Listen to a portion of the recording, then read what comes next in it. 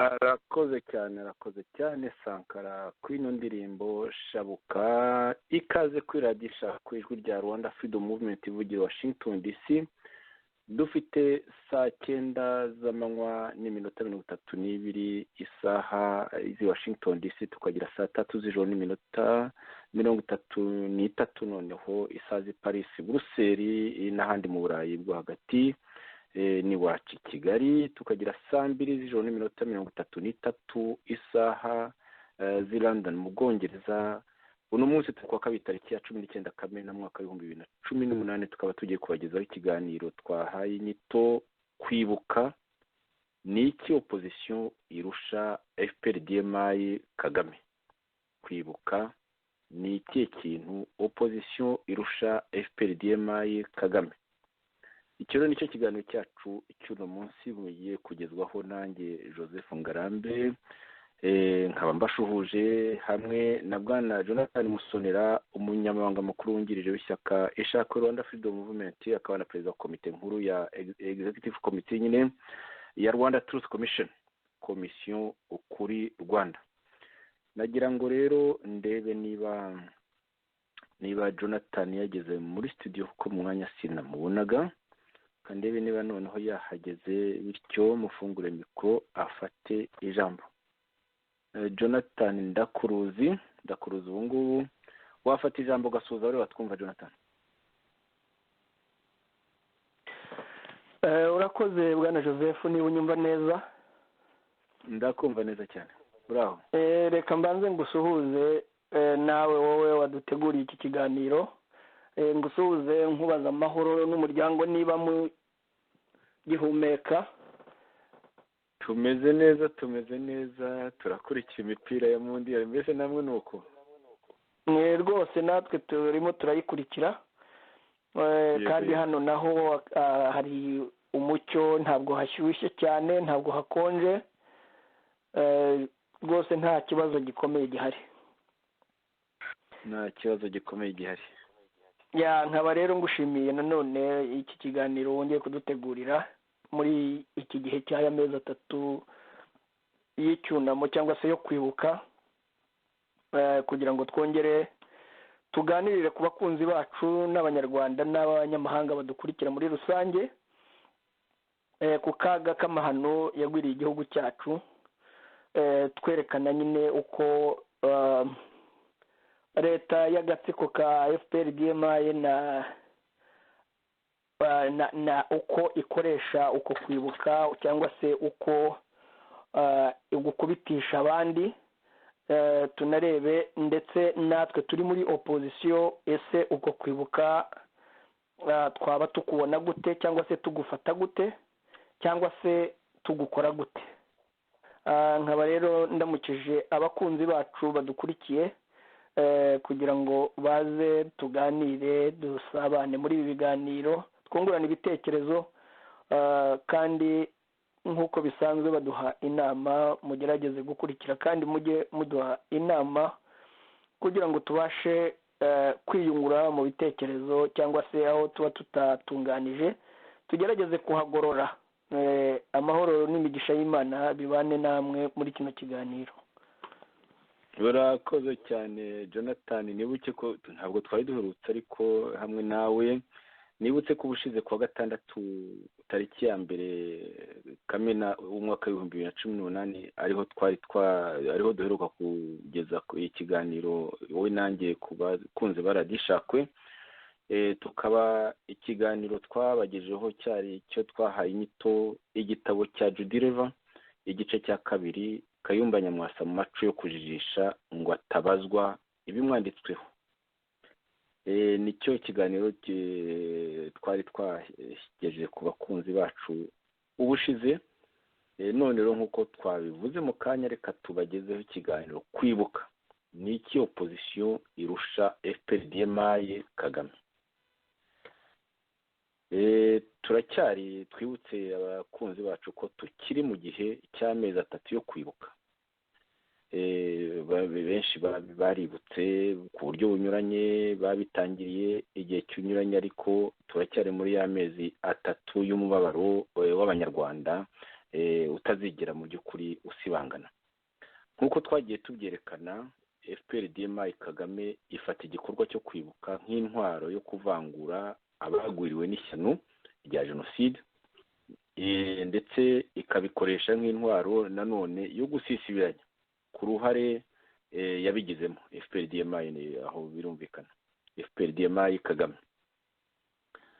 Uretse kandi no gukoresha igikorwa cyo kwibuka ibiba amacakubiri, yenyegeza ivangura ry'amoko, uturere, amadini n'ibindi, FPR-DMI Kagame yagiye inakoresha imfashanyo zigenewe abacitse ku icumu mu bikorwa by'ubugome binyuranye, nko kugura intwaro zo kwica abanyarwanda, kwica abaturanyi.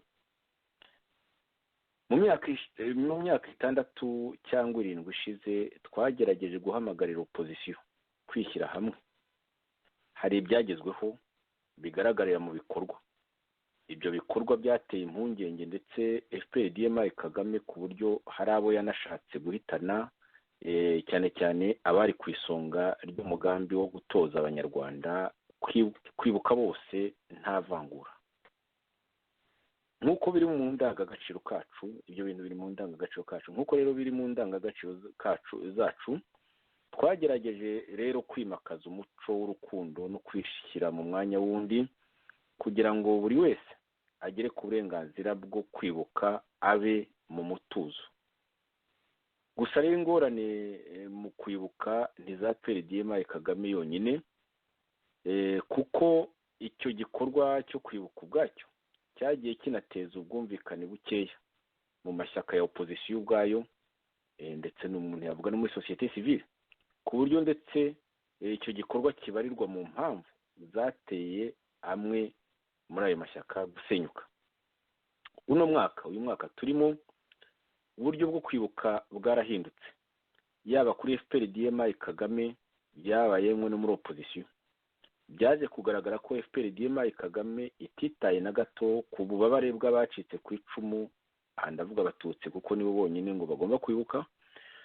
Ubwo ntiyabyitayeho rero, ntiyitaye ku bubabare bw'abo bacikacumu b'abatutsi, ubwo yakuragaho ibihe byo gusenga by'icyumweru kimwe.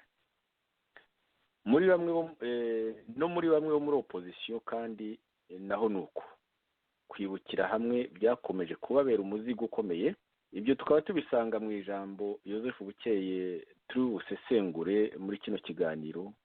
Niho turi busange nyine ingorane zo kwibuka. Muri iryo jambo rya Bukeye yavuze ku itariki ya 13 z'ukwa gatanu muri uno mwaka, hashize ukwezi kurenga gatoya, ubwo bibukaga bari bake cyane, bitari P5 nk'uko bajya bakunda kubivuga, bakibuka bari bake cyane, bakibuka nyine bose, ariko mu ngorane zikomeye cyane z'imyumvire nk'uko biza kugaragarira muri iryo jambo.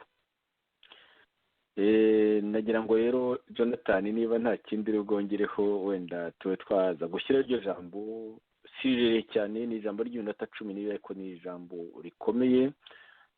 Nagira ngo wenda ufashe ijambo mu gihe ndiho nshaka iryo jambo, Jonathan.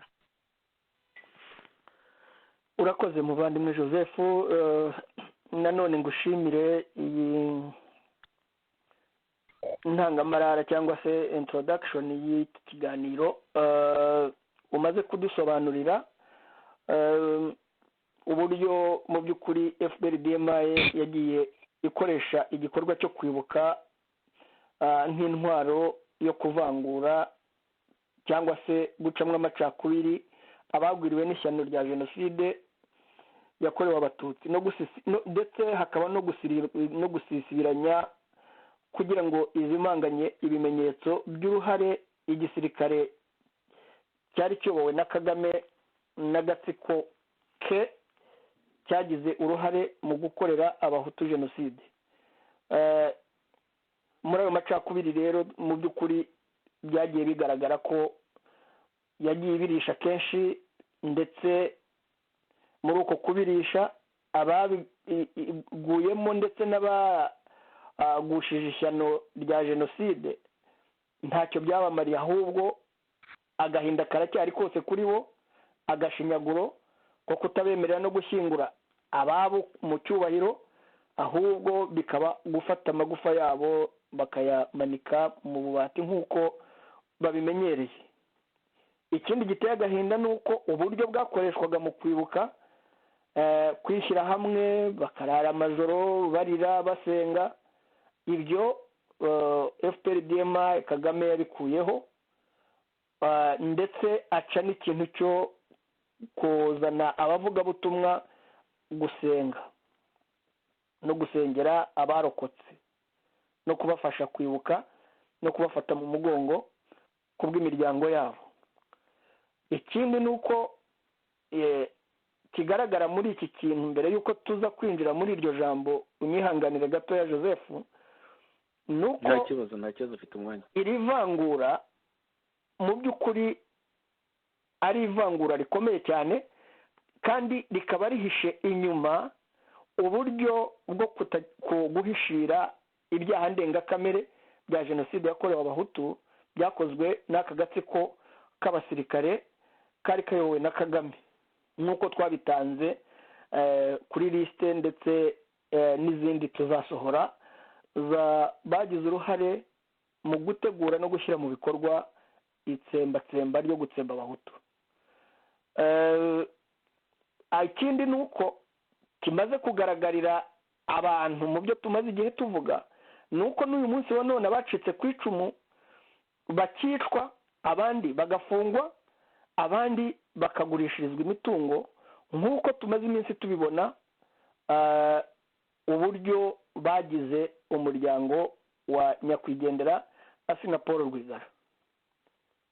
Uwo muryango barabanje bica umukuru wawo ari we Asina Paul Rwigara, barangije bamukurikiza kumusenyera inzu, barangije bafatira imitungo, bagurisha ibibanza, bafunga umufasha we Adeline Rwigara, bafunga n'abana be harimo Diane Shima Rwigara wari wagerageje kwiyamamariza kuba perezida w'u Rwanda.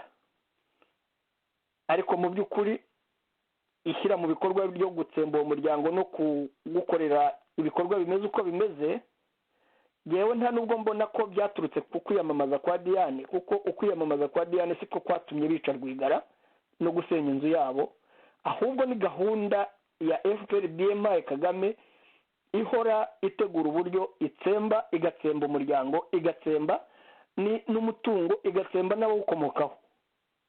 Nibyo rero irimo ishyira mu bikorwa, kandi yarangiza ikagarama ikivuga ibigwi ngo yahagaritse jenoside yakorewe abatutsi, kandi abo batutsi n'ubu ngubu ikibamara abo bacitse ku icumu. Ndeba nka Kizito Mihigo mu buroko, urebe nka Deo Mushayidi mu buroko, urebe n'abandi banyapolitike bafunze. Ibyo byose mu by'ukuri ni ikigaragaza ko kuri Kagame jenoside ni intwaro kuri we, cyane cyane yo kurashisha abahutu batemera ko bahakwa na Kagame ngo babe mu kwaha kwa FPR, cyangwa se kuyikoresha mu buryo bwo gushakisha imfashanyo yo kwigira kugaragaza ko ari igihangange cyahagaritse jenoside. Ikindi kigaragara ni uko mu by'ukuri byatubereye ingorane no mu kwibuka hanze.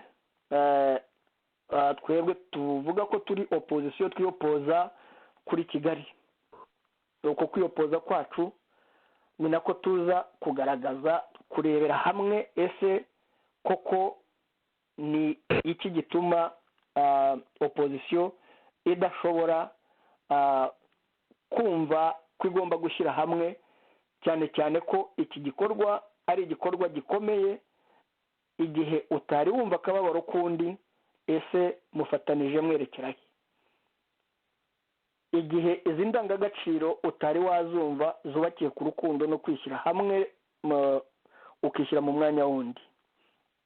Ibi byose rero byagiye biteza ingorane mu buryo butandukanye, cyane cyane ko nk'uko biri bugaragare nuko turi buze kubiganiraho, nuko mu by'ukuri harimo guhuzagurika, kuko muri opozisiyo hakirimo abagize uruhare muri jenoside yakorewe abatutsi n'abagize uruhare muri jenoside yakorewe abahutu.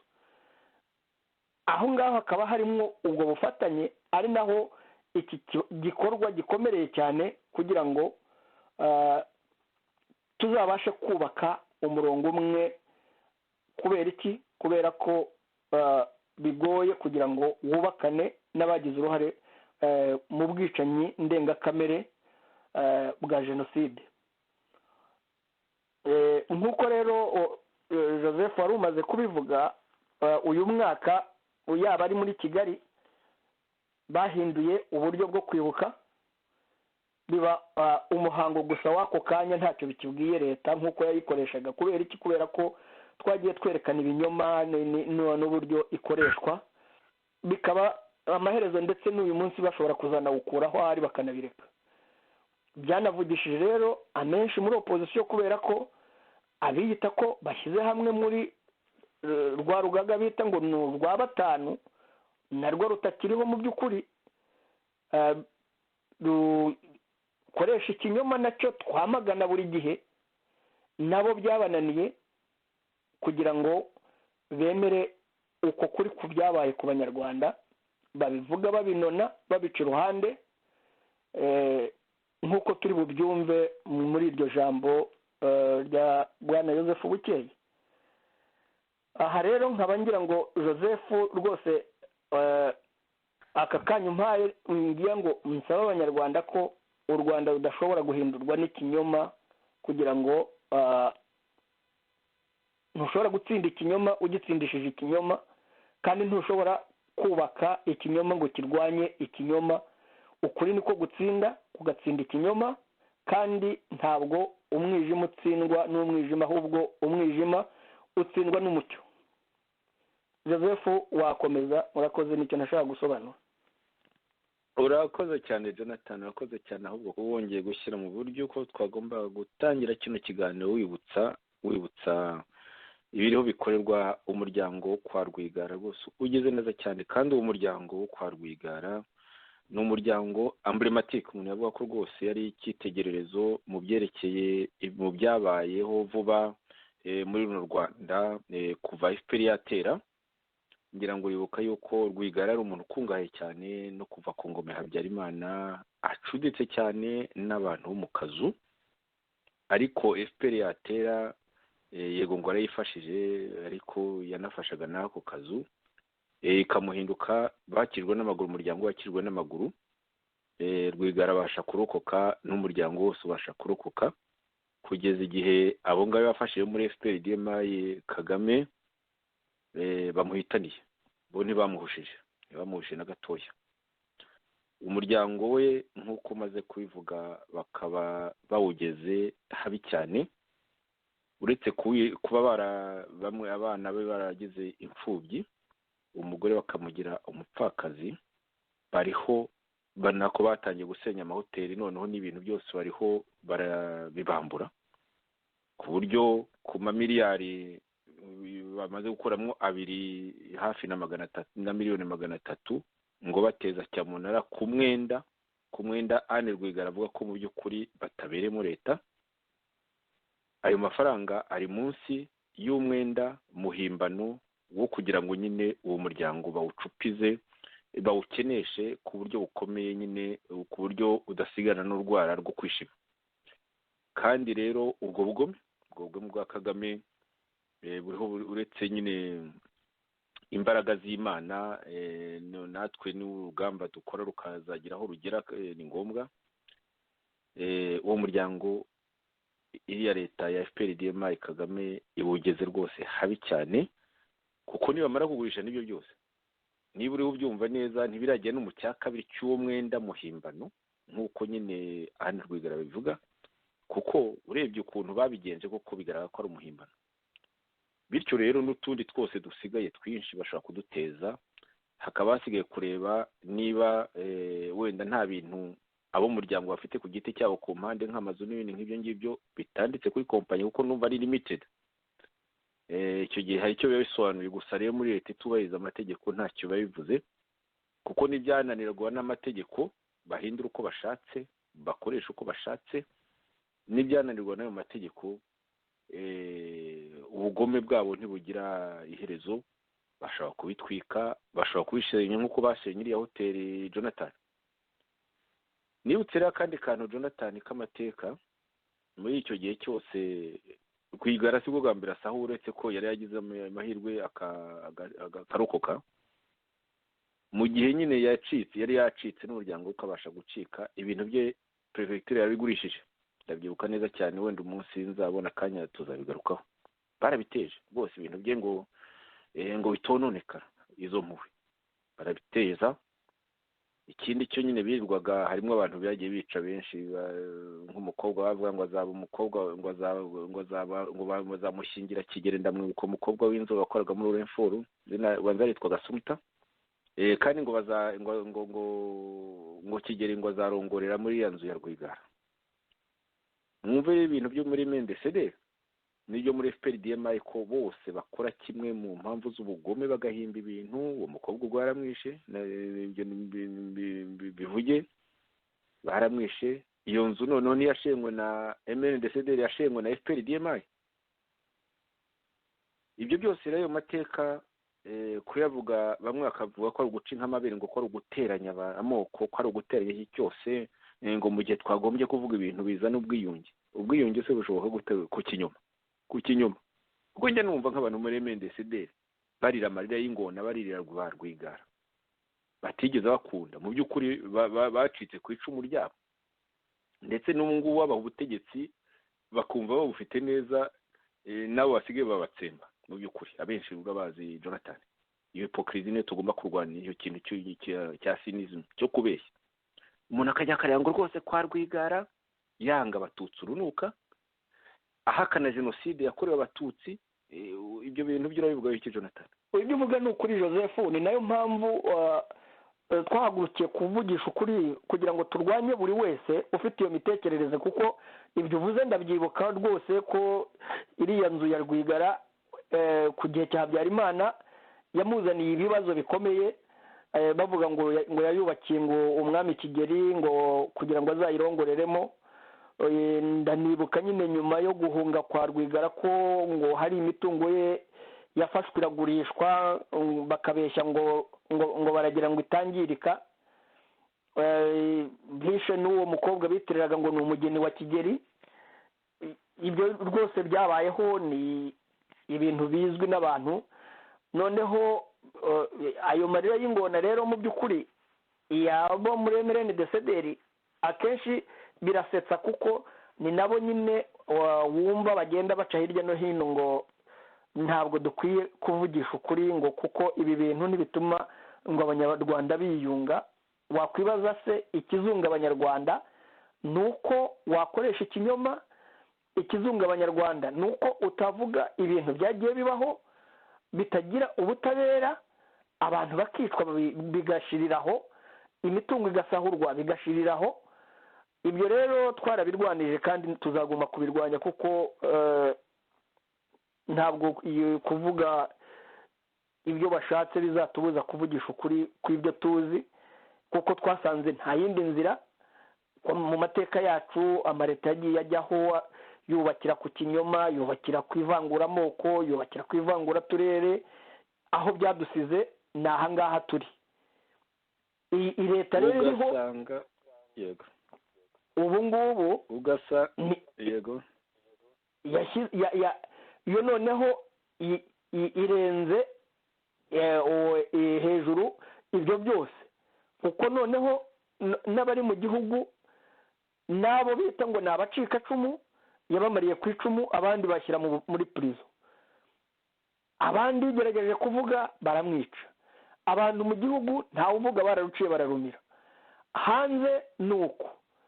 Ibyo rero ntabwo dushobora kubiceceka, kuko niba ababona ubwiyunge bushobora kuva ku kinyoma, twebwe ntabwo ari uko tubibona, kandi ntabwo bizatubuza kuguma kubivuga. Uzumva iyi nzira cyangwa ibyo tuvuga bimushaririye ntazatwegere, ariko nta bundi buryo, kuko ukuri kuraryana ariko kuravura. Urakoze Jonathan, wibukiza uti Rwigara na Paul baramwishe, Diane umukobwa we bamuhejeje mu buroko, umugore we Adeline bamuhejeje mu buroko, n'ibintu byabo ariko bariho babisenya kugira ngo nyine bazicwe n'inzara.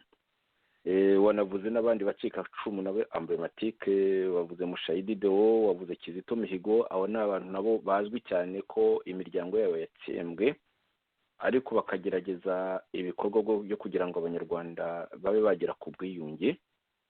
Abo bantu rero bose baba FPR-DMI Kagame ikora amahano, ikomeje gukora amahano idakunze abo banyarwanda, mu by'ukuri idakunze abacikacumu nk'uko twabibonye, nta wabivuga ngo zabirangize mu kiganiro kimwe.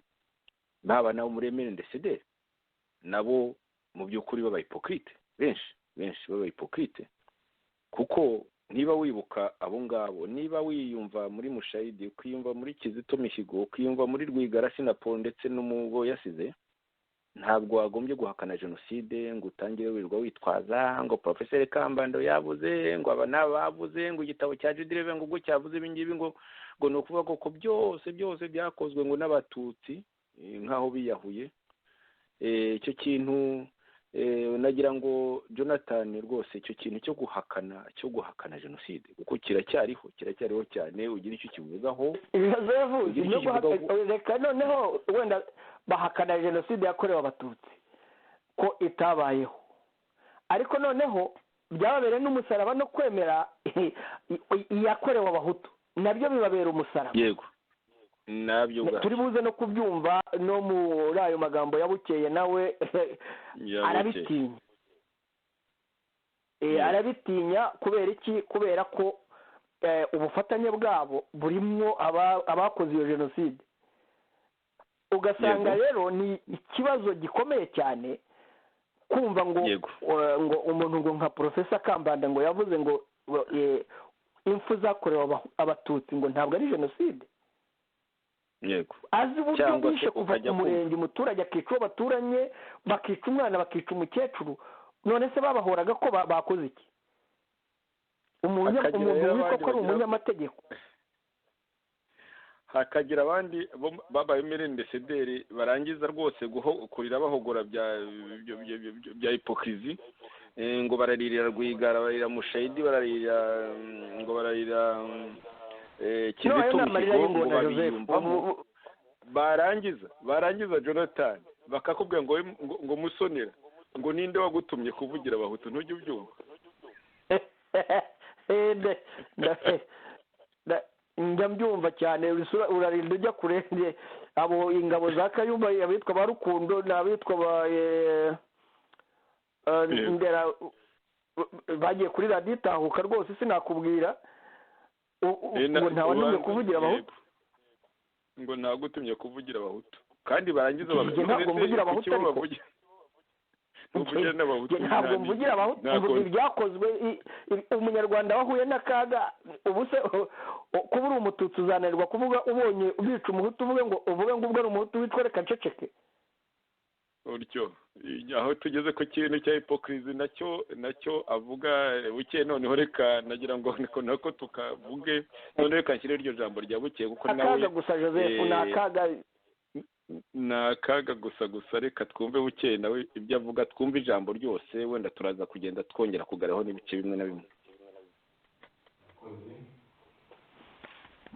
ubundi uyu munsi ntabwo ari uw'amatsiko,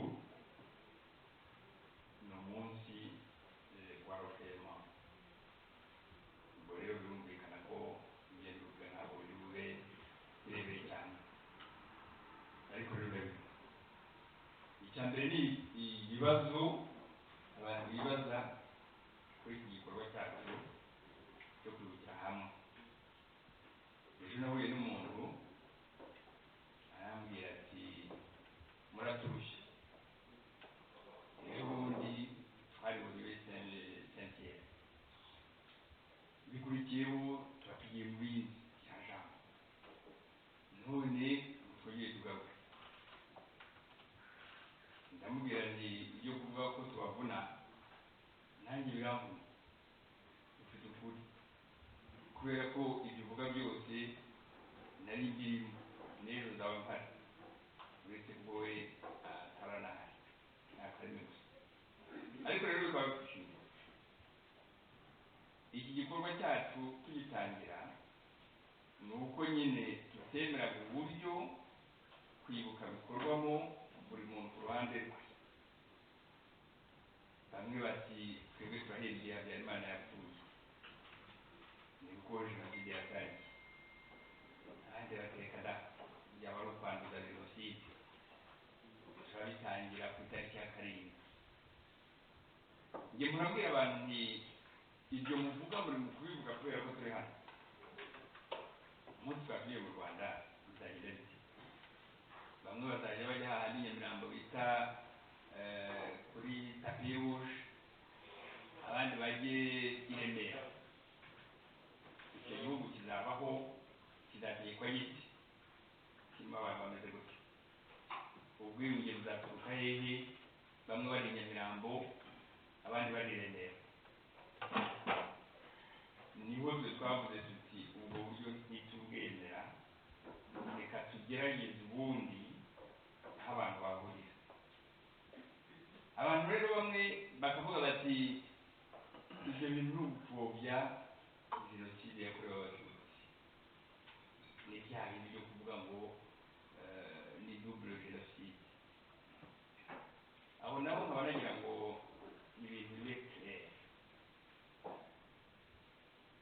Uko turi hano twese twateguye iki gikorwa, nta muntu n'umwe ufite inyungu yo gupfobya jenoside yakorewe Abatutsi cyangwa se kutayemera. Nta n'umwe, ntawe nzi. Ndetse turenze n'aya mashyaka no muri platform dukoreramo ntawe. Ibyo bifitiye gihamya kubera ko ngo bariye wiyobora. Ntabwo rero igikorwa cyacu kigamije gupfobya na gato jenoside yakorewe Abatutsi. Abandi bati ibyo bintu ni ukuzimangatanya ubwicanyi bwakorewe Abahutu, ndetse mugatinya no kuvuga ngo ari jenoside. Ibyo nabyo ndagira ngo mbigarukeho tube clair. Ntabwo twirengagiza ibyakorewe Abahutu, turabizi. Icyo gihugu twese tugiturukamo, ntabwo tubyirengagiza. Iyo tuvuga ko dushyigikiye mapping report birimo clairement uko Abahutu bishwe, ndetse binarimo ko icyo cyaha kiramutse kigiye imbere y'inkiko cyakwitwa jenoside. Ibyo bintu uko turi hano mu mashyaka yacu ndetse no muri platform twavuze ko dushyigikiye ko ibiri muri mapping report byakurikirana. Ntaho rero duhisha cyangwa se ngo tugire ipfunwe ryo kuvuga ibibi byakorewe Abahutu, nta na hamwe. Ibyo bintu nkaba nagira ngo mbigarukeho kubera ko ni ibibazo abantu bakunda kubaza cyane cyane. Ikindi bakavuga batetse ibyo muri mu gukora tumaze imyaka irenga 20 n'ingahe, nimujyana no mu Rwanda muzakomeza kubikora gutya, ahubwo niho bizarushaho, kubera ko dutemera uburyo kwibuka bikorwa ubu ngubu mu Rwanda, aho umuntu w'umusaza mu Bugesera avuga ati hari Abahutu bapfuye bakaba bamujugunyemo, aho umuntu nka Mihigo avuga ati twibuka akababaro ka bantu bose bakaba bamujugunyemo. Ibyo bintu nongere bisubiremo, icyo gihugu ntabwo cyaba kigana, ntabwo ari igihugu twifuza, ntabwo ari igihugu turimo kwitangira kugira ngo dushobore kugihindura. Kwibuka bose ni intambwe tugomba gutera. Hari n'abandi bavuga batetse ubundi ibyo yo kwibuka hari ikipe civile, mwebwe abanyamashyaka mukabivamo. Mbona harimo une certaine hypocrisie. Lembe muri bo wumva bakubwira bati abantu mu Rwanda bazize politiki mbi. Ahubwo unemeranya nawe kuko bazize politiki. Nta ntabwo umuhutu yabyutse umututsi ngo aturuka hariya bangane bige kwangana, ntabwo ari byo. hari umuntu witambitsemo hagati kubera inyungu za politike. yaba ari umuhutu utegeka akaza akakubwira ati uriya mututsi azanyura ubutegetsi mumfashe, yaba ari umututsi utegeka akaza akakubwira ati uriya muhutu azanyura ubutegetsi mumfashe. noneho uwo nguwo wifitiye izindi nyungu za politike akaba ari ugenda asopanya kugeza igihe abantu bicana. none niba abantu barapfuye kubera inyungu za politike, ukaza ukavuga uti mwebwe mukora politike ibintu byo kwibuka ntimuzabigizemo, ngibyo nibyo mbonamo ko harimo unipokirizi mu bintu umupolitike agomba gukora. harimo no kwigisha abantu ashaka kuzayobora, formation ideologique. ubwo se wabwira abantu murashaka kuzabayobora utanababwira aho baganisha. mu byo ugomba kubasobanurira aho baganisha, ugomba no kubabwira uti icyo gihe twageze mu Rwanda nitujya tugera mu kwezi kwa kane cyangwa yenda bazabihindura bazashyiraho ibindi simbizi, tuzajya twifata gutya. ntabwo rero wavuga ngo umuntu wa politike ngo ntagomba kwivanga muri ibyo bikorwa, ngo tubirekere sosiyete sivile cyangwa se ngo tubireke note. bizanageraho naho tuvuga ngo buri muntu ajya muri kuweye nk'uko Nesinosa yavuze akore yibuka ukwe. hari igihe tujya twirengagiza ko mu miryango imwe hashobora kuba harimo abantu bapfuye bishwe n'abahutu, abandi bapfuye bishwe n'abatutsi, ndetse ko mu muryango bashobora kubona abahutu n'abatutsi. ese abo bantu bo bazajya bibukira hehe? nk'urugo ngurwo bazajya bibukira hehe? umuntu wapfushije yiciwe n'abahutu akitirwa n'abatutsi, kuki we nta burenganzira agomba kugira bwo kwibuka? icyo rero ni igikorwa cya politike nkeka ko ahubwo gikomeye, kubera ko ari umusingi w'ubwiyunge twese dushaka. nta bwiyunge kinyoma, nta bwiyunge kuri hipokirisi. ibyo bintu nibyo twanze, ibyo bintu nibyo turwanya, ibya hipokirisi. ni nayo mpamvu tujya kwemeza kwishyira hamwe. ntabwo twari tuyobewe mu kizamini bavuze ko ari complementarité. ntabwo twari tuyobewe ko buri muntu ari umuhutu, umututsi, umunyagisenyi, umunyakibuye etc. twari tubizi, ariko twabibonyemo complementarité, atari ukujya gusibanganya ngo ubeshye. twiyemeje gutera iyo ntambwe turi kumwe.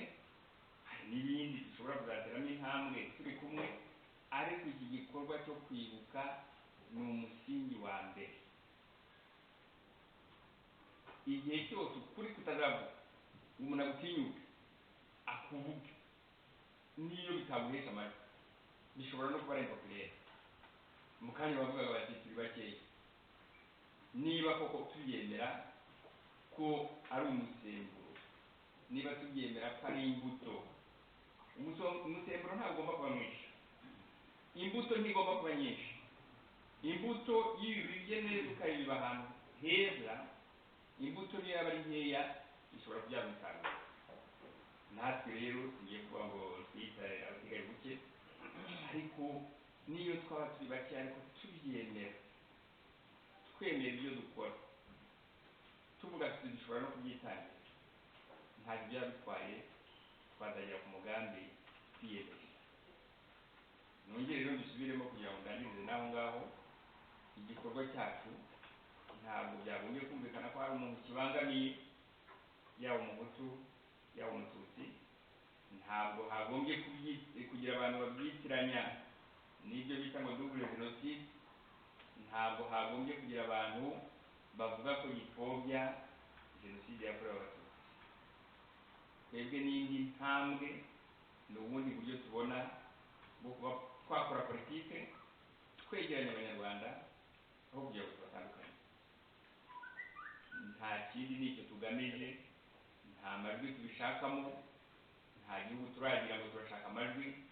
ariko twebwe tubona ariyo fondasiyo dushobora kugenderaho tuvuga tuti dushobora guhindura ibintu niba hano turi hanze nta mupolisi uturi inyuma n'imbunda tudashobora kubikora mwese tuzabikora tugeze mu Rwanda tuzabikorera hehe twe rero dutanga urugero twereke abo mu Rwanda ukundi bishoboka kwibuka ariko natwe tubikore avec conviction atari ibintu byanyorohejwe ubwo rero nk'uko nababwiye ntabwo ari ngombwa kuvuga amagambo menshi igihe cyo gukora guverinoma ubwo nkaba nagira ngo ndangirize aha ngaha mbashima ko mwaje gutera inkunga ko ubutaha yizeye ko tuzongera kubahura nituba tukiri hamwe.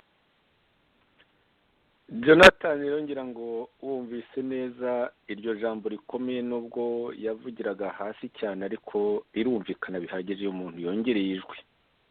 Iryo jambo rikomeye cyane rya Bukeye Joseph umwe mu bayobozi bakomeye cyane ba FDU inkingi akaba ari umuhabyarimanisti uzwi cyane ibyo nabyo kubivuga so guca nk'amabere ni ukuri gusa nyine nawe yavuze ati nta kwiyungira ku kinyoma tujye tuvuga ibintu uko biri. Urumva rero nawe ayo magambo avuze akomeye. Mu yandi magambo rero hari akazi wakoze ni wowe nakatangiye rwose ntawaba aciye nk'amabere avuze ko ari watangiye ibyo byo kwibukira hamwe ukabitangizira mu Bwongereza bikageza aho ngaho bigafata tugashaka kubikwiza nka RNC twashinze wowe nanjye n'abandi tugashaka kubikwiza hose bikaba henshi byari bitangiye gufata ariko hakaziramo nyine ayo macakubiri ashingiye kuri ideology. Umvise ko nawe icyo kibazo cya ideology yakivuze mu yandi magambo bikomeje kutogota kandi uwo munsi wari yibutse Jonathan harimo n'abo muri P5 nayo mu by'ukuri itakiriho ariko harimo n'abitaruye rwose banga gusinya nk'amahoro People Congress na PDP imanzi ndetse murumva rero ibibazo by'abanyarwanda kubivuga bamwe bavuga ngo rwose ntimukabivuge ntabwo tuzaceceka ibintu bigaragara ntabwo tuzagendera ku kinyoma ariko harimo n'abashaka ngo tubiceceke ntabyo urumva ko nabuke ntiyabicecetse yewe nawe wageze aho atabiceceka none se nitwe twabiceceka Jonathan ibintu nk'ingi bikomeye cyane bishingiye kuri ideology mu by'ukuri nk'uko tujya tubivuga ideology na hypocrisy nayo yabivuze kuri manganya kuba nyine indyarya irimanganya noneho nyine barushanwa kuburimanganya FPRDMI Kagame FPRDMI Kayumba MNDCD bose nyine ngo barihora rushanwa mu kuzarimanganya kuko ngo nibyo byakamiye FPRDMI Kagame bikomeje no kuyikamira umuvuno mubi umuvuno w'uburozi batari bakwiye ahubwo bari bakwiye kwitandukanya no kugira ngo nyine kugira ngo ahubwo u Rwanda ruzagira amahirwe yo kongera gusubira mu nzira. Ijambo rya Jonathan ntabwo tindiye. Urakoze muvandimwe Joseph urakoze kugarura iri jambo rya Bwana Bukeye iyo urikurikiranye neza harimo gucurikanga cyane muri iri jambo harimo ndetse ikinyoma gikomeye cyo kunanirwa gusubiza mu by'ukuri ashingiye ku kuri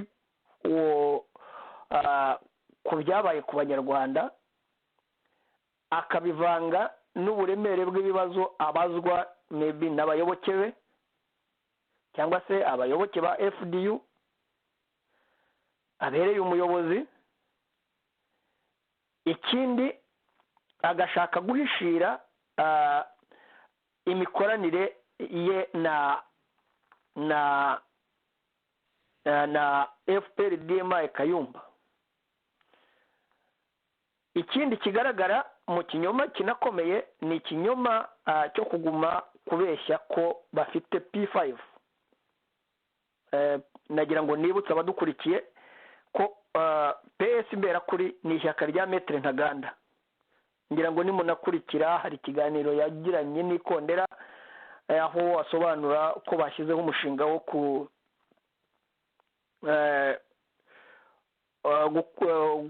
gukurikirana imfungwa za politike, akarengane zikorerwa ndetse n'abandi bagirirwa ubugome, bakazafatanyira ngo icyumweru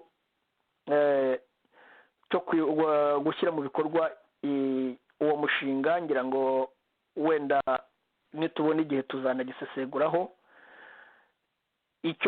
icya mbere cyo uwo wiyita ko ari P5 ari PS imberakuri muri P5 bakagombye kuba baramwamaganye, kuko ishyaka ryashinzwe na Maître Ntaganda niwe perezida fondateri waryo, ni nawe nyiraryo.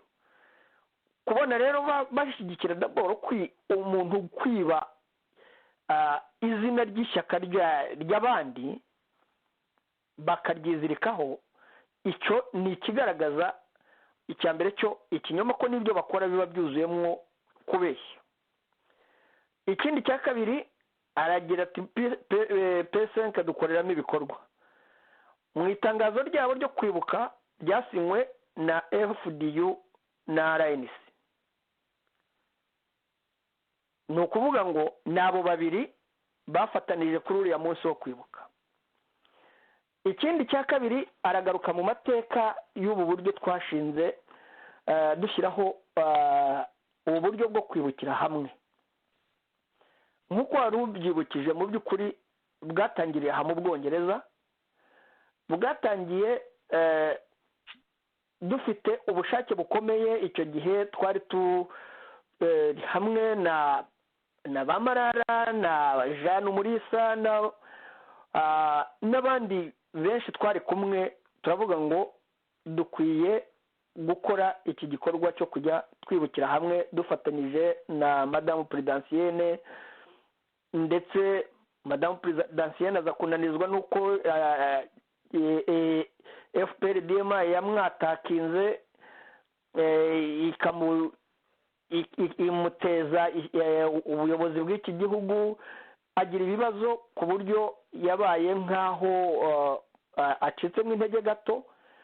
ariko kubera ya macakubiri yagiye akomereza kubakwa na Kayumba, ko twari muri ibyo bikorwa tutashakaga ko biba, byatumye natwe ubwacu dusa nk'aho twagiye ducika intege. ariko noneho byagiye byubaka intera ku buryo uko twubakaga RNC mu gihugu hano, twagiye tugira ubufatanye bishobora gushoboka, kuko icyo gihe twabikoranye ubwitange bukomeye cyane cyane na Marara na Jeanne n'abandi benshi twari dufatanije, kubera ko cyane nitwe twari tuzi amateka y'igisirikare cya FPR n'uburyo cyakoresheje mu kwica abahutu.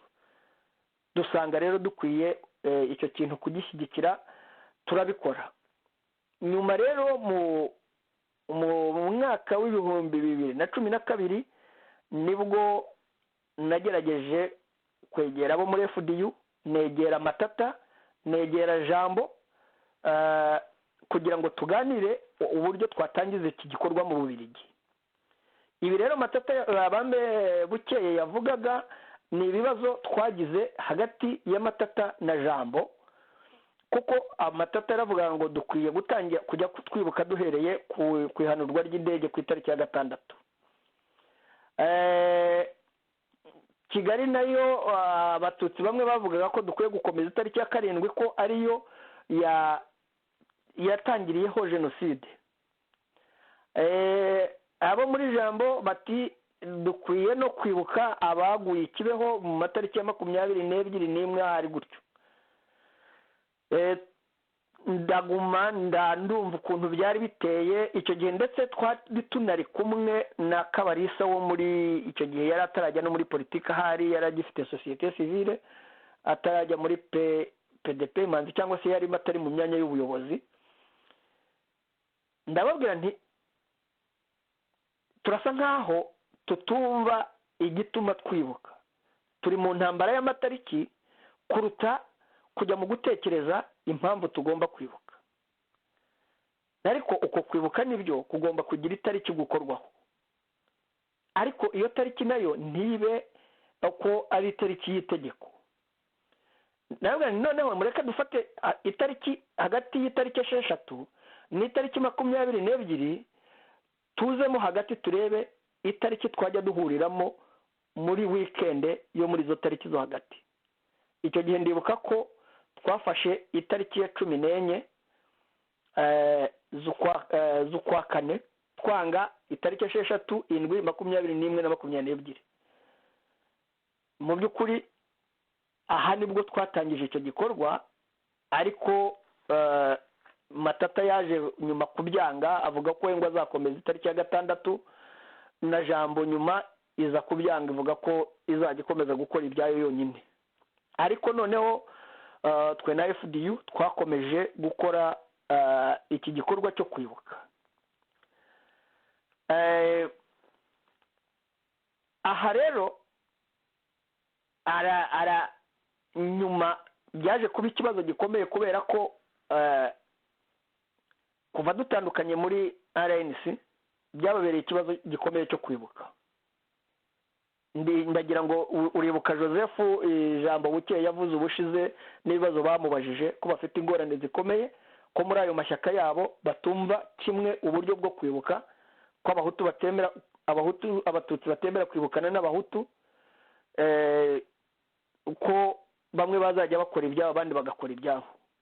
Aho niho naho twababazaga ibibazo, ni iki kibahuza, niba badashobora guhuzwa n'amaraso yamenetse ku banyarwanda ngo bumve ko bagomba gutandukana na Kigali, bagafata abanyarwanda bose bahuye n'ako kaga ko gutsemberwa imiryango, bakabasha kwibukira hamwe, bakaririra hamwe. Ko kwibuka nta yindi nyungu irimo uretse agahinda n'umubabaro.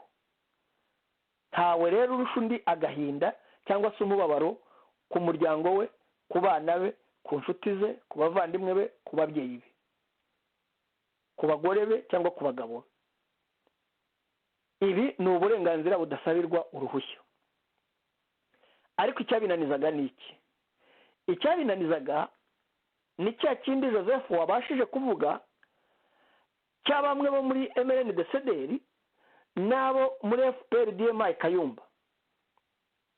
Ari naho ngaruka ku kinyoma cyabo cyavuga ngo mbemera mapping report, ariko ntiyemera uburyo abahutu batsembwe n'ibyababayeho, aho abeshya ngo ntaterwa ipfunwe no kubyemera.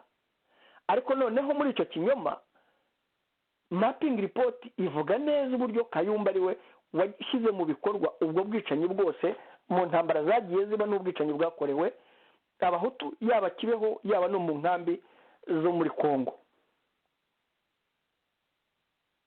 Ukibaza utese niba adaterwa ipfunwe no kubyemera, ntaterwa ipfunwe noneho no gukorana n'uwatsembye abo bantu, akumva ko agomba kuba ku isonga muri ubwo bufatanye, yaba bukeye mu by'ukuri yemera ko Kayumba ari umwe mu gikoresho gikomeye ari cyo cya DMI yayoboye, nk'uko tumaze iminsi tubivuga, cyatsembye abahutu? Yaba yemera ibyo Kayumba yakoreye abahutu Kibeho, Giti no mu nkambi zo muri Kongo? Niba byemera se, yumva bazagendana urugendo rungana iki kugira ngo icyo bagamije cyo gufata igihugu bazagifate, bazakibanamo bate? Ibyo ni ibibazo ndimo nibariza, wenda buke azabidusubiza. Ikindi aragaruka ngo ntashaka kuvuga uruhare rwa MRND-CDR mu kwica abatutsi muri jenoside. Haravuga ati jenoside yakorewe abatutsi yakozwe n'abandi, bayikoze bate? Arabihunga, akongera akavuga ngo hariho ubwicanyi ngo abahutu bishe abatutsi n'abatutsi bica abahutu.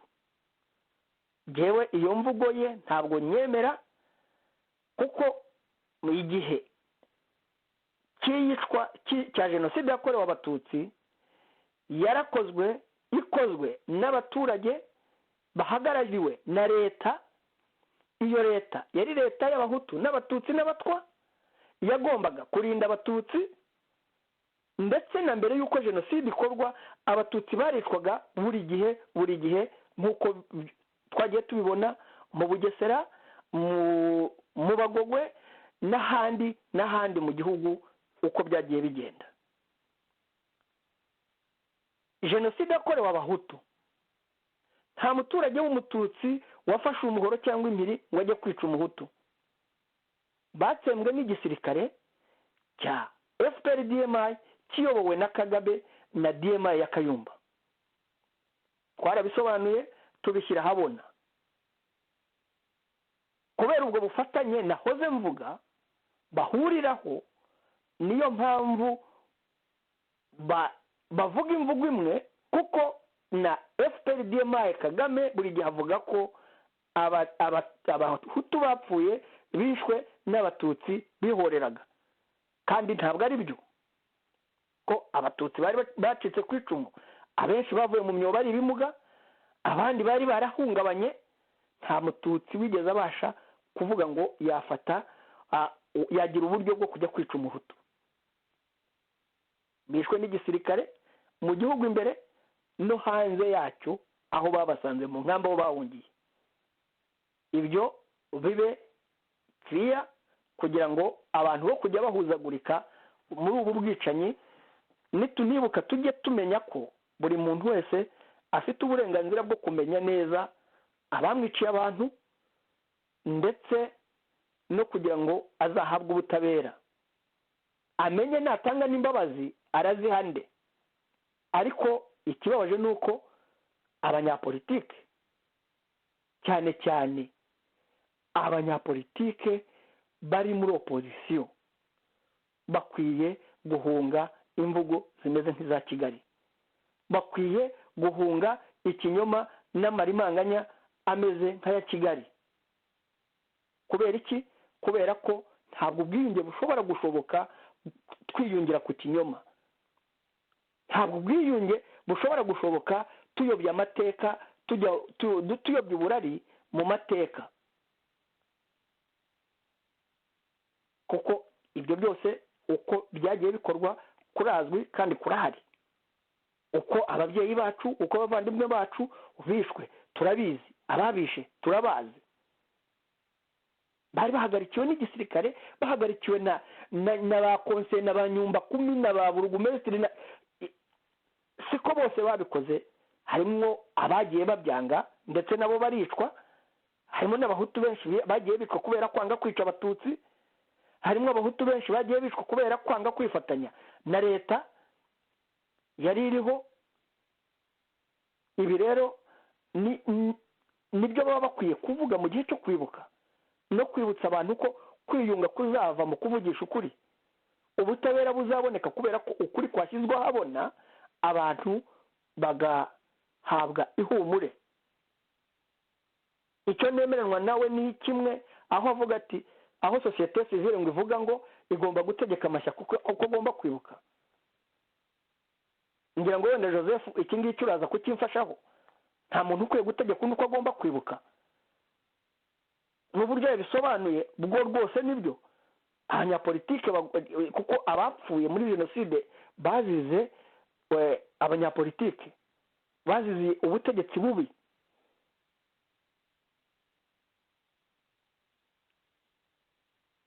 Ikindi nagarukaho ni mu by'ukuri ko badakwiye kwirengagiza ko igihe abatutsi bicwaga hari leta ya Habyarimana yari yarashyizeho radiyo ya RTRM. Iyo radiyo yakoze amahano yo guhamagarira abanyarwanda bo mu bwoko bw'abahutu gutsemba abatutsi, banogagiza kuri iyo radiyo ngo aho abahutu batarimo gukora neza, batarimo kwica, bagomba gufatirwa ibihano,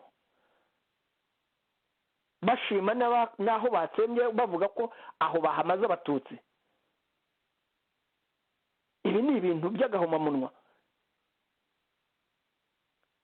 ikindi ni uko akwiye kwibuka ko nyuma y'iyi jenoside yakorewe abatutsi, ariko icyo gisirikare cya FPR-DMI cyicaga abahutu hirya no hino, gitsemba ku misozi, ari byo tuvuga, ari nabyo ahunga kuvuga ngo ntabwo ngo twavuga ngo bavuga ngo double jenoside. none se ko zabayeho n'iki gituma bihunga kubivuga? ni iyihe mpamvu ituma ahunga harya ngo nuko ngo hatarajyaho urukiko ngo rwemeza ko ari jenoside? aragombera se gusaba urukiko kugira ngo rwemeze ko bamutsembeye umuryango cyangwa batsembye imiryango ya bene wabo? kandi bene se bayitsembye babaziza ko bafatiwe mu cyuho biba, cyangwa bayitsembye babaziza ko ari abahutu gusa? batsemba abakecuru, batsemba abana, batsemba abasaza, batsemba urubyiruko. ibi nabyo bikamubera umusaruro wo kuvuga ngo ntabwo ibyo ngibyo ashobora kubivuga. ikindi ko mbese ko igitabo cya Jude River cyavuze byinshi, kuki batagira icyo bakivugaho ngo bagire n'icyo banagaragaza ko yagaragaje byinshi muri ibyo bikorwa? nicyo tugomba kugarukaho, cy'ubu bufatanye bwa bamwe muri MRND-CDR na FPR-DMI Kayumba. ntabwo dushobora kuzagira ikintu tugeraho. njya numva hari abavuga ngo tugomba ngo gushyira hamwe ngo tugakuraho Kagame gusa. uko gushyira hamwe, umuntu ashyira hamwe nande? mujyahe? mushingiye kuki? gushyira hamwe ku mujinya gusa? ntabwo ushobora gushyira hamwe mu mujinya ngo ugiye gukora ikintu mu mujinya, ariko uwo mujinya barawukoresheje bica abatutsi. ingaruka zavuyemo ni izihe? icyo bungutse ni iki? FPR-DMI yashyizemo umujinya yica abahutu. icyo yakuyemo ni iki? ibi ngo tureke kubivuga, noneho tubashe kubona inzira yo kwiyunga, tubashe no kubona imbaraga zikomeye zo kurwanya aka gatsiko ka FPR-DMI Kagame kamariye abanyarwanda ku icumu, ariko kukarwanya tukakarwanya dushingiye ku kuri kuzabasha kugaragaza ibyabaye kuri aya moko yacu, uburyo byakozwe, ababikoze bagashyirwa mu nkiko, abanyarwanda babaha imbabazi bakabaha imbabazi, ariko uko kuri kwagiye habona. atari ukuvuga ngo ibyo ntitubishyire hasi ngo birazana amacakubiri ngo mu bari ku rugamba. muri ku rugamba rurwana n'iki? ni gute se mwabonye ikinyoma gitsinda ikinyoma? ni gute ushobora kuvuga ngo ahari umwijima uzaharwanisha umwijima? ahari umwijima uhajyana umucyo? ahari ikinyoma uhajyana ukuri?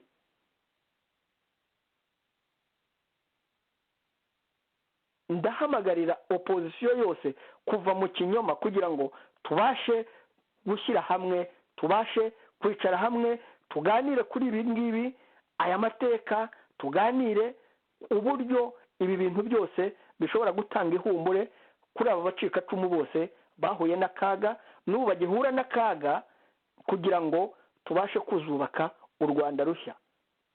Joseph, ngira ngo wenda nafashe umwanya munini, nawe wakomeza. urakoze. urakoze cyane. mbega ntiwabivuze byose, ntacyo washigaje. tugende tugana ku musozo. wavuze uti wabaye nk'uvuga ko nyine mugenzi wacu Bukeye Joseph akora akazi gakomeye ko kugendera ku magi, bimwe rwose bishobora kuvuna n'imbavu, aho anyerera yageze kuri MRND-CDR n'amabi yakoze, cyangwa se akagera kuri FPR-DMI Kayumba n'amabi yakoreye abahutu. ibyo byose rero biramugora.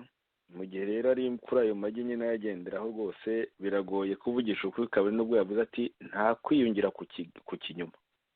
mu yandi magambo, kubera ko bagendera ku kinyoma nyine, ku kinyoma umaze kubyerekana ubwo uri kuri mapping report bageraho ukabaza utese waba wemera gute ushyigikiye mapping report wangiza ugakorana n'umwicanyi kabombo uyivugwamo witwa Kayumba Nyamwasa. Ibyo yose ntacyo utavuze mu by'ukuri kandi natwe duhora tubisubiramo, tuzagenda tunabisubiramo. Hari ahandi wagize uti igitabo cya Judy Lever uti kuki abo bose batakivuga ahubwo twebwe tumaze iminsi tukivuga, kabone nubwo harimo bagerageje kwandikishamo umwe muri twebwe bibwira hari ko ari icyo bizahindura na gatoya mu kugira ngo turebe ibyiza birimo tubivuge, ibiri byo tubivuge binahwamye n'ibyo mu by'ukuri natwe ubwacu twagiye tuvuga. Ibyo byose twagiye tubyerekana, ariko muri uko kugendera ku magi no ku kinyoma, ngira ngo icyo gitabo cya Judy Lever wabonye ko nyine wagira ngo abo muri MNDCD buzuye muri ziya za FDN cyose baracecetse. Ni nk'aho icyo gitabo cyavuzwe ko n'isi yose kivugwa n'amateleviziyo, wagira ngo ntikizere kinabaho. Abo muri FPRDM Kayumba nabo byabaye uko nguko, ariko tuzakomeza tubishyuze kuko kuri nyine ni ukutarambirwa, ugomba guhora ugasubiramo uti muvuge kandi rero ibyo ari byose harimo byinshi tujya tugeraho, tukavugisha abantu batashaka kuvuga. Washaka urugero rutari kure, ni uko Kayumba nubwo harimo byinshi akomeje kubeshya, ariko kuri Giti twakomeje guhera ku tariki ya 12 z'ukwa karindwi 2016 twakomeje kumwibutsa Giti kugeza igihe nubwo bafite nyine bafite umuntu yakwita ko babaye entraîné, bafite nyine imyitozo ihambaye cyane mu kubeshya mu bihe byose.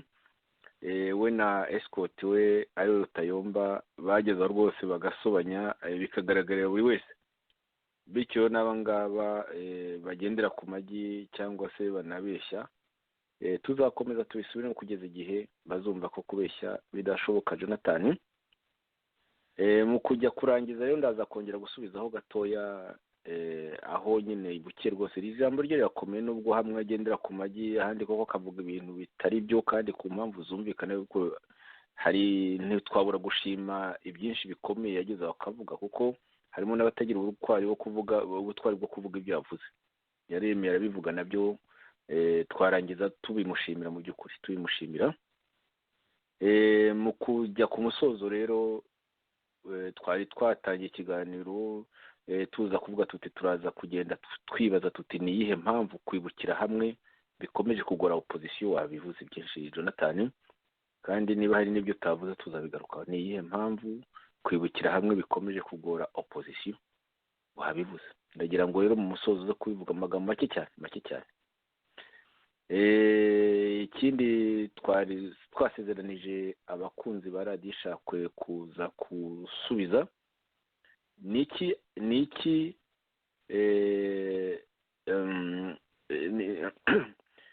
nyine opposition yarusha FPRDM Kagame ivangura. Niki opposition irimo n'abagenzi bacu yarusha FPRDM Kagame yo yasabitswe no kuvangura? Niki yayirusha? Bimwe mu by'ukuri yagiye abivuga buke, ariko ibindi akabigoreka cyangwa se akagendera ku magi. Ariko rero ko twebwe tutagoreka tutaragendera ku magi, nagira ngo naki icyo kibazo uza kugisubiza. Ni iyihe mpamvu rero kwibukira hamwe bikomeje kugora opposition? Wabivuze. Ndagira ngo nyine usoze ubisubira mu magambo makeya, unerekana icyo opposition yarusha FPRDM Kagame yo izwiho cyane kuvangura. Gusa rero mu opposition harimo kuvangura, kuko nabyo twagiye tubyerekana. Harimo kuvangura nk'iyo umuntu yihanukiriye ngo ninde wakubwiye kuvugira abahutu, burya ntacyo abaguhije, kandi avuga ngo ari muri opposition, avuga ngo ari mu ishyaka rya twashinze rya RNC nyine ishaje nabi, ari muri iryo shyaka rwose, ari n'umukadiri waryo ukomeye mukomiseri urubyiruko, akavuga ngo ninde wakubwiye kuvugira abahutu. Icyo kintu ni ikintu gikomeye cyane. Mu yandi magambo urumva ko abo bagenzi bacu nyine uretse no kuba mu kinyoma barakinaganamo, ahubwo baragenda bakizihirwamo ntibakivemo rwose kuko kizaboreka. ijambo ni iryawe Jonathan. cyane ikibazo ndakibonye reka nze ngushake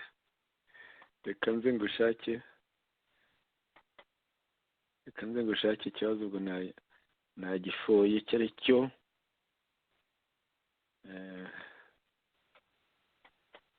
Jonathan noneho ndumva nkubonye ijambo ni ryawe nyine, ufate nk'iminota, ufite igihe n'itanu nushaka uyifate ariko dusoza. uranyumva noneho? Ndakumva neza Jonathan. urakoze cyane nanone Joseph, ngushimire cyane nanone iki kiganiro cyiza waduteguriye.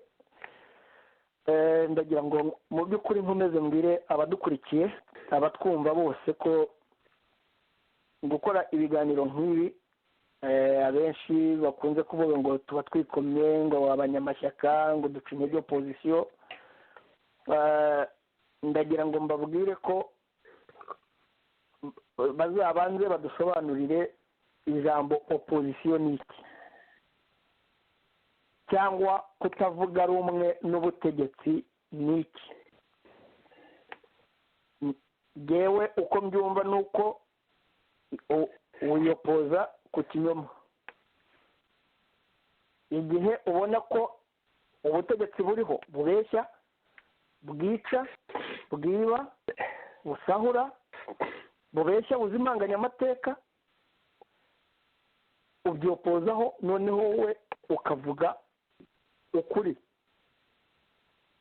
uko ikinyuranyo cy'ikinyoma ni ukuri.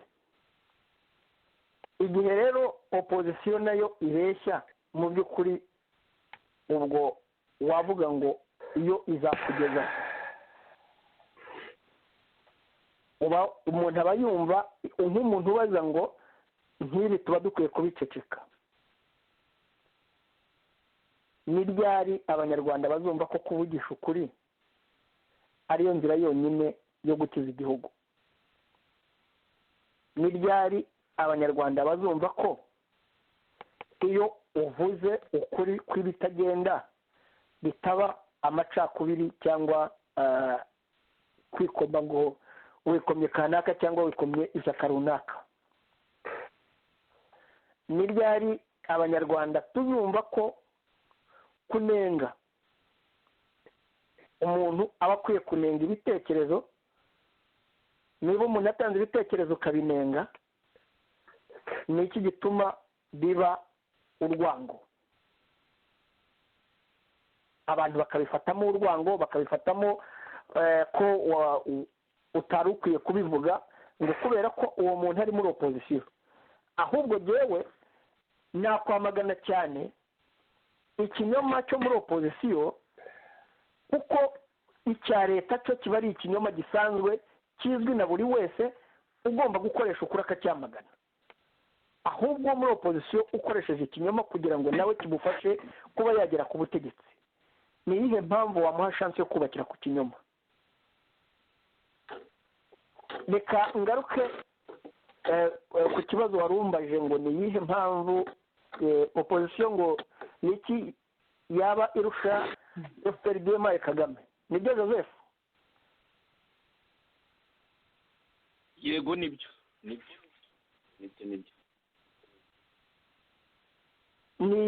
Iki ni ikibazo cyiza cyane, kuko nanabisobanuye mu byo nabanje kuvuga, ngaragaza mu by'ukuri aka kantu, ingingo imwe ikomeye cyane ari nayo Kagame yubakiyeho ubutegetsi bwe.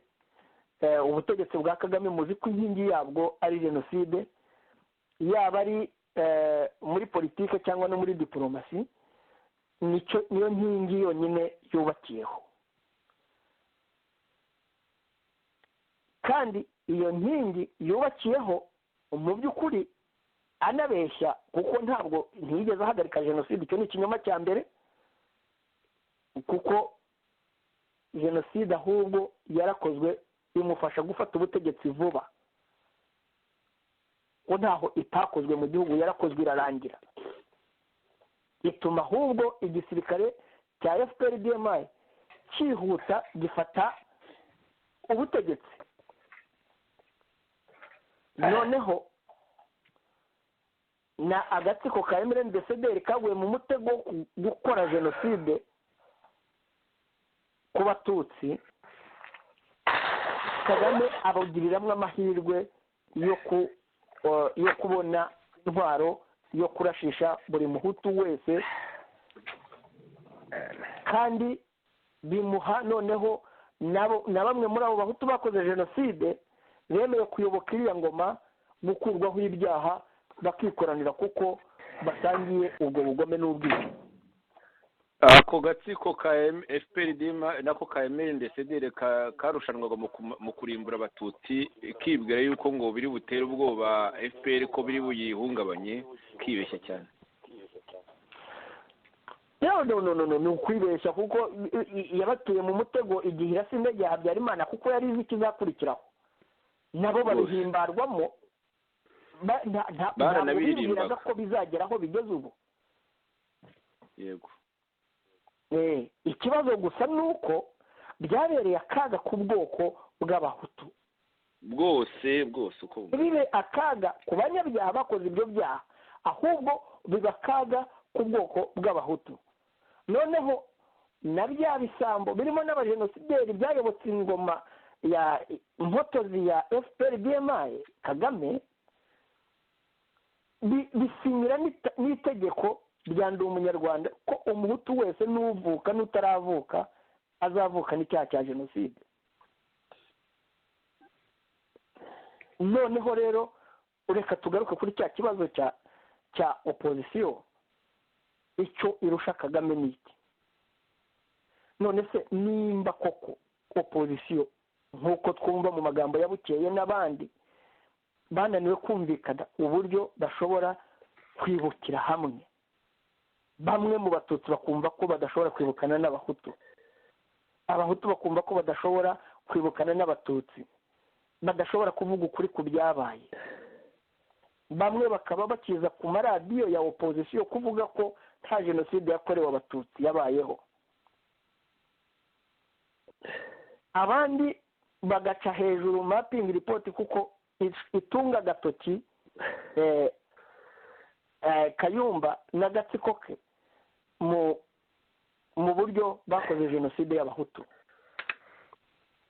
ugasanga no muri abo bahutu harimo ababurana ngo twaretse kuvuga Kayumba ngo ko yagombaga kuzabafasha kugera ku butegetsi. umva nawe ukibaza utese itandukaniro ry'aba bantu na Kagame ni irihe?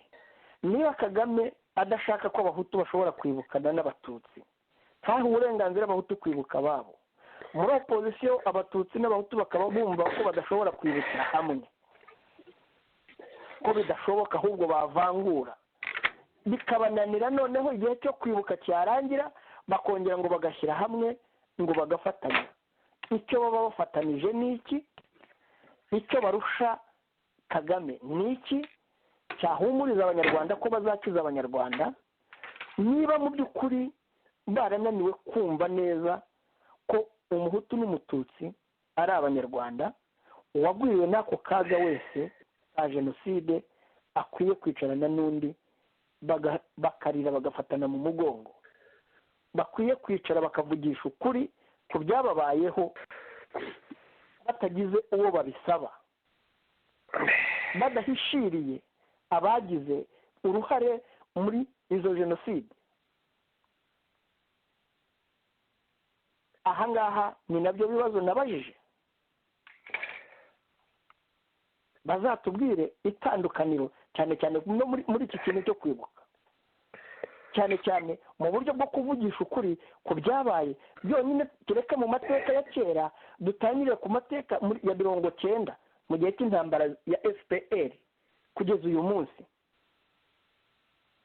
tuzamuke tugere muri 94 cyangwa se ku itariki enye y'ukwezi kwa 10 muri 90, aho hakozwe ikinamico ryo gufata abatutsi n'abahutu batavuga rumwe na leta ngo FPR inkotanyi zageze i Kigali, bamwe bagafungirwa mu masitade, abandi muri za kasho, abandi bakicwa.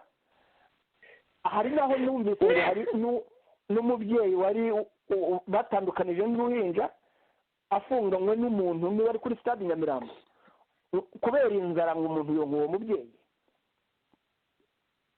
Mwumve namwe ako kaga igihe tutarabasha kumvikana kuri ibyo.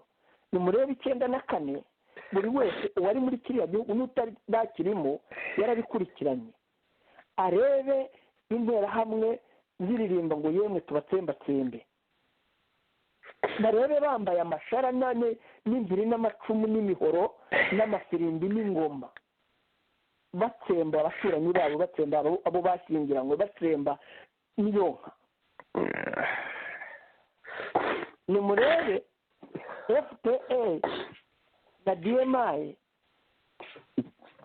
uko bazamutse batsemba abahutu hirya no hino mu turere, uko twagiye tubisobanura cyane cyane tuvuga mu gice cya Byumba na za Giti hariya, tuvuga za Gikongoro, tuvuga za Ruhengeri na Gisenyi, igihe bafunga ubuvumo bagatwikiramwo impunzi zari zahungiyemo, uko batsembye Gisenyi na Ruhengeri bavuga ngo bazahatira itabi. Ibi byose ntitutabiganira kugeza uyu munsi wa none. DMI ya Kagame igikora ayo mahano uyu munsi wa none yo kwica, yica abasirikare, yica abaturage, yica abapolitisiye, yica abacikacumu, nta kirenga. Uyu munsi wa none tukaba muri opposition, tugomba kumva ko tugomba kugendera ku kinyoma, tugomba guceceka ngo ariko ko bagiye muri opposition baba bafite inyungu zabo bwite bashaka kugeraho, bafite abo bakoresheje ngo tubiceceke ngo kugira ngo tubashe ngo gukuraho Kagame. Nta mpamvu yo guhishira umwicanyi, nta mpamvu yo guhishira ukuri kw'amateka yacu, nta mpamvu dushobora kubyemera, kuko nta nubwo dushobora kuzagera ku bwiyunge nyakuri uko kuri kutavuzwe. Ni byiza rero ko rwose abadukurikira bihangane, ibi bintu ntituzabiceceka, ntituzabihagarika, tuzabyigisha kugeza aho umunyarwanda azumva ko agomba gukoresha ukuri kugira ngo abashe gukiza igihugu, kuko igihugu cyatsembwe n'ikinyoma n'amacakubiri ivangura. Ibi bintu rero tutabivuze ntabwo dushaka ko igihugu kizongera gusa mu kaga cyanyuzemo. Ikindi, abafite ubwo bufatanye wenda bahuriramo, yewe nubwo bagira imbaraga zo kuvuga ngo barwanya Kagame bagafata igihugu, tuzabarwanya igihe cyose bubakiye ku kinyoma. Leta yose yubakiye ku kinyoma, amacakubiri n'ubwicanyi, tuzayirwanya kugeza igihe abanyarwanda bazahabwa ihumure, bagahabwa ubutabera, abagwiriwe n'ayo mahano, abayakoze bagashyikirizwa ubutabera, haba mu moko yombi, kandi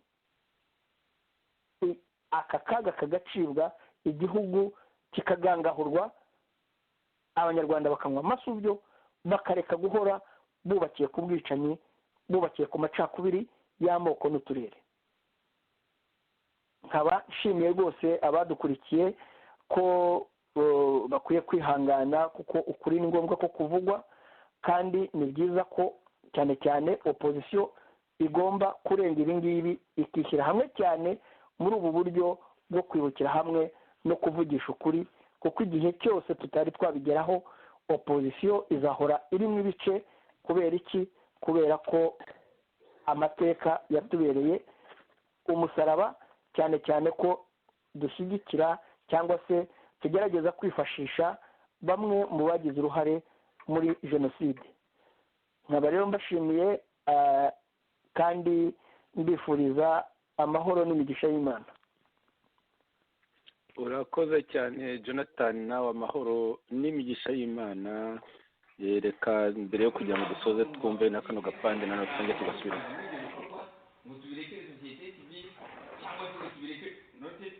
bizanagera naho tuvuga ngo umuntu ajya muri kuweye nk'uko yabivuze akora yibuka hari igihe cyo kwirengagiza ko mu miryango imwe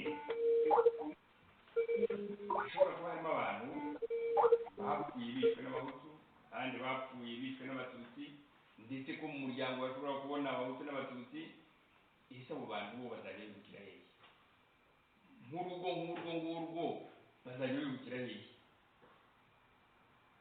umuntu wapfushije yitiwe n'abahutu akitirwa n'abatutsi kuki we nta burenganzira agomba kugira bwo kwibuka icyo rero ni igikorwa cya politiki nkeka ko ahubwo gikomeye kubera ko ari umusingi w'ubwiyunge twese dushaka nta bwiyunge ku kinyoma nta bwiyunge kuri hipokrisi ibyo bintu nibyo twanze ibyo bintu nibyo turwanya bya hipokrisi ni nayo mpamvu tujya kwemeza kwishyira hamwe ntabwo twari tuyobewe mu kizamini bavuze ko ari complementarité ntabwo twari tuyobewe ko buri muntu ari umuhutu umututsi umunyagisenyi umunyakibuye etc twari tubizi ariko twabibonyemo complementarité atari ukujya gusibanganya ngo ubeshya twiyemeje gutera iyo ntambwe turi kumwe hari n'ibindi dushobora kuzateramo intambwe turi kumwe ariko iki gikorwa cyo kwibuka ni umusingi wa mbere igihe cyose ukuri kutazavuga umuntu agutinyuke akuvuge niyo bitaguhesha amajwi bishobora no kuba ari impopulaire mu kanya bavugaga bati turi bakeya niba koko tubyemera ko ari umusemburo niba tubyemera ko ari imbuto umusemburo ntabwo ugomba kuba mwinshi imbuto ntigomba kuba nyinshi imbuto iyo ubibye neza ukayibiba ahantu heza imbuto niyo yaba ari nkeya ishobora kubyara umusaruro natwe rero tugiye kuba ngo twitare abasigaye buke ariko niyo twaba turi bake ariko tubyemera twemera ibyo dukora tuvuga tuti dushobora no kubyitangira ntacyo byaba bitwaye twazagera ku mugambi twiyemeje nongere rero dusubiremo kugira ngo ndangirize n'aho ngaho igikorwa cyacu ntabwo byagombye kumvikana ko hari umuntu kibangamiye yaba umuhutu yaba umututsi ntabwo hagombye kugira abantu babyitiranya n'ibyo bita ngo double génocide ntabwo hagombye kugira abantu bavuga ko gipfobya jenoside yakorewe abatutsi twebwe n'indi ntambwe ni ubundi buryo tubona bwo kuba twakora politike twegeranya abanyarwanda aho kugira ngo tubatandukanye nta kindi nicyo tugamije nta majwi tubishakamo nta gihugu turagira ngo turashaka amajwi ariko twebwe tubona ariyo fondasiyo dushobora kugenderaho tuvuga tuti dushobora guhindura ibintu niba hano turi hanze nta mupolisi uturi inyuma n'imbunda tudashobora kubikora mbese tuzabikora tugeze mu Rwanda tuzabikorera hehe twe rero dutanga urugero twereke abo mu Rwanda ukundi bishoboka kwibuka ariko natwe tubikore avec conviction atari ibintu byanyerereshwa ubwo rero nkuko nababwiye ntabwo ari ngombwa kuvuga amagambo menshi ni igihe cyo gukora rokema ubwo nkaba nagira ngo ndangirize aha ngaha mbashima ko mwaje gutera inkunga ko ubutaha nizeye ko tuzongera kubahura nituba tukiri hano nshuti mwarimu duteze amatwi cyari ikiganiro kwibuka ni iki opozisiyo yaba irusha FPRDM Kagame mukamwari kumwe nanjye Joseph Ngarambe hamwe na Jonathan Musonera nshuti rero aho bwije ijoro ryiza murota Imana aho bukeye akazi keza mugira umusaruro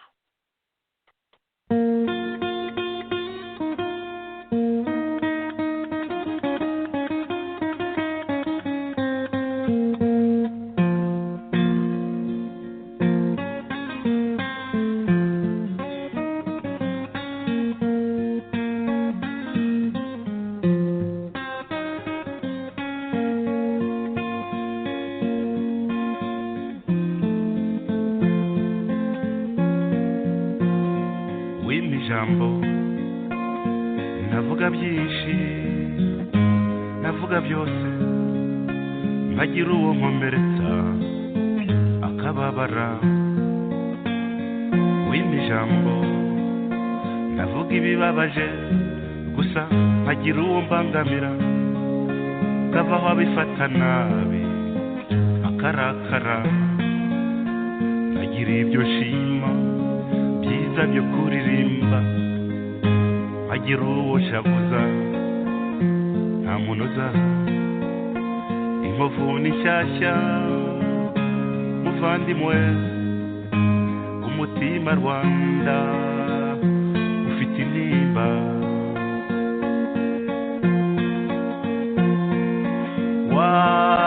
wararize Rwanda wararize Rwanda wararize nyamara ntugahobore burya kwiheba nirwo rupfu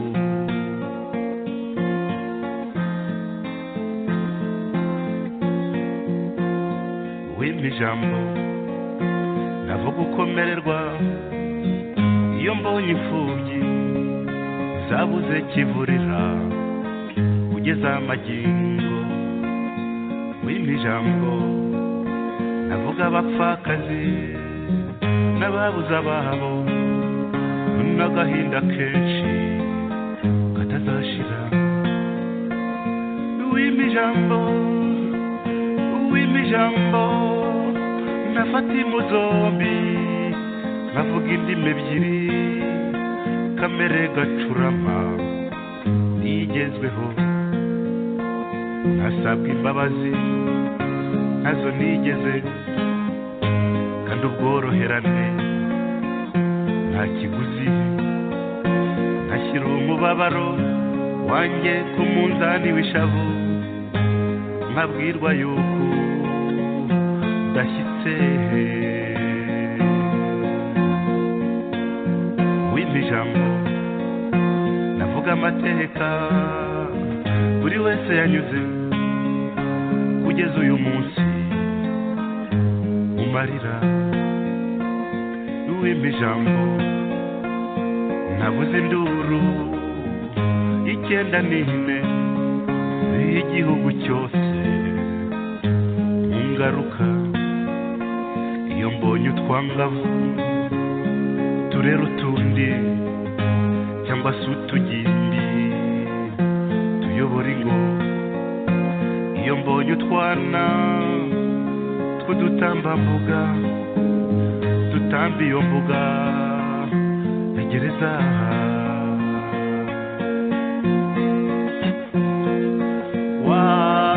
wararize Rwanda wararize Rwanda wararize nyamara ntugahogore ujya kwiheba nirwo rupfu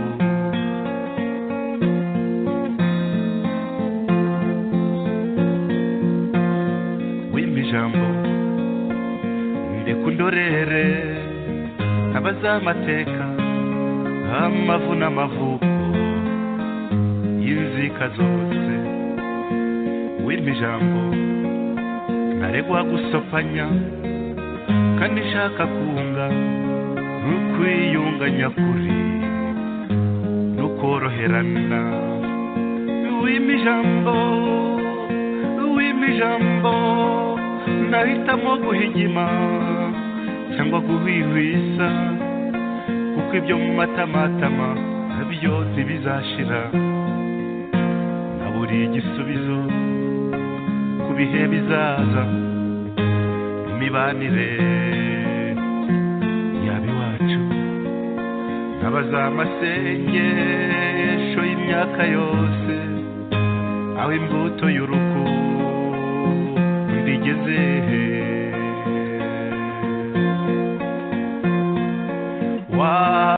wararize